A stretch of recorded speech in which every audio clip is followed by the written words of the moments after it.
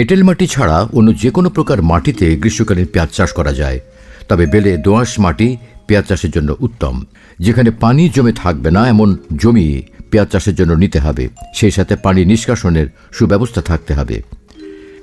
চারা তৈরি করলে হেক্টর প্রতি 5 থেকে 7 কেজি বীজের প্রয়োজন হয়, তবে কন্দ রোপণ করলে হেক্টর প্রতি প্রায় 1 থেকে 1.5 টন ছোট কন্দের প্রয়োজন হয়।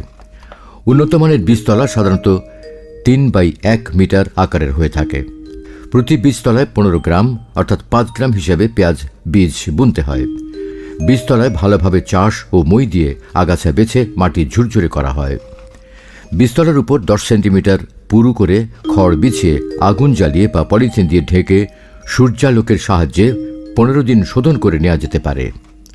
এরপর জমির আকার ভেদে প্রতিটি 3 থেকে 10 মিটার লম্বা, 1 থেকে 1.2 মিটার চওড়া ও 15 সেন্টিমিটার উঁচু করে প্রয়োজনীয় বীজতলা তৈরি করতে হবে।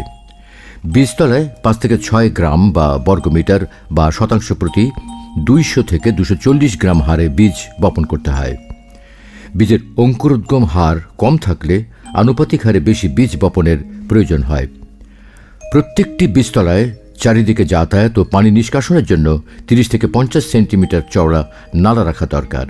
প্রতিটি বীজতলায় 4 থেকে 5 ঝুড়ি পচা গোবর বা কম্পোস্ট সার ও 200 গ্রাম করে টিএসপি, এমওপি ও ইউরিয়া সার প্রয়োগ করে মিশিয়ে এবং উপরে সামান্য কাঠের ছাই ছড়িয়ে বীজতলা প্রস্তুত করতে হবে।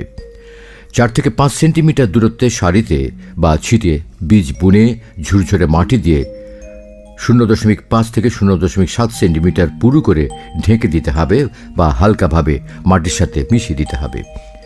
বীজ বোনার পর হালকা সেচ দিয়ে বীজতলা ভালোভাবে ভিজিয়ে দিতে হয় এবং তারপর প্রয়োজন অনুসারে 1 থেকে 2 দিন অন্তর হালকা সেচ দেওয়া আবশ্যক। বোনার প্রায় 5 থেকে 7 দিন পর বীজ অঙ্কুরিত হয়ে চারা বের হয়ে আসে।